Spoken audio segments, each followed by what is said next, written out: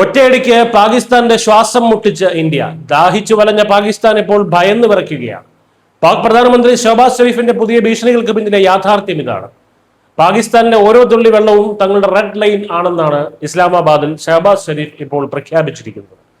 ജലത്തിന്മേലുള്ള അവകാശങ്ങളിൽ തൊട്ടാൽ അതിശക്തമായി തിരിച്ചടിക്കുമത്രേ. എന്നാൽ ഈ വീരവാദങ്ങൾക്ക് പിന്നിൽ പാകിസ്ഥാന്റെ വലിയൊരു ഗതികേടാണ് ഒളിഞ്ഞിരിക്കുന്നത്. ഇന്ത്യയെ ഭീഷണിപ്പെടുത്തുകയല്ല, മറിച്ച് ഇന്ത്യയുടെ കാൽക്കൽ വീണ് വെള്ളത്തിനായി കേഴുകയാണ് പാകിസ്ഥാൻ.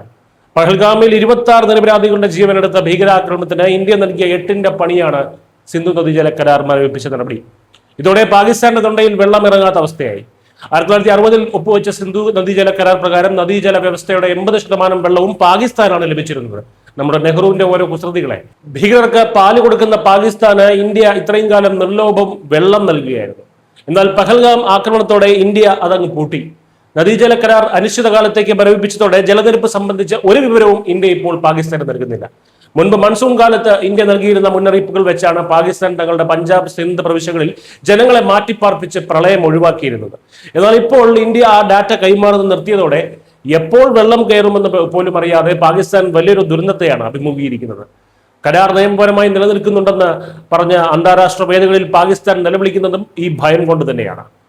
ഇന്ത്യയെ സമാധാനത്തിന്റെ ശത്രുവെന്ന് വിളിക്കുന്ന പാക് പ്രധാനമന്ത്രി ഷഹബാസ് ഷെരീഫ് ഒന്ന് മനസ്സിലാക്കുന്നത് നല്ലതാണ്. ഭീകരവാദവും സമാധാനവും ഒരിക്കലും ഒരുമിച്ച് കൊണ്ടുപോകാൻ പുതിയ ഇന്ത്യ തയ്യാറല്ല. വെള്ളം തടഞ്ഞുള്ള ഇന്ത്യയുടെ ഈ മാസ്റ്റർ സ്ട്രോക്കിൽ പാകിസ്ഥാൻ വീണു കഴിഞ്ഞു. ഭീഷണിയുമായി വന്ന പാക് പ്രധാനമന്ത്രിക്ക് നൽകാൻ ഇന്ത്യയുടെ പക്കൽ ഇനി ഒരൊറ്റ മറുപടിയേ ഉള്ളൂ: ഭീകരത അവസാനിപ്പിച്ചിട്ട് പാകിസ്ഥാൻ ഇനി വെള്ളം കണ്ടാൽ മതി. News desk.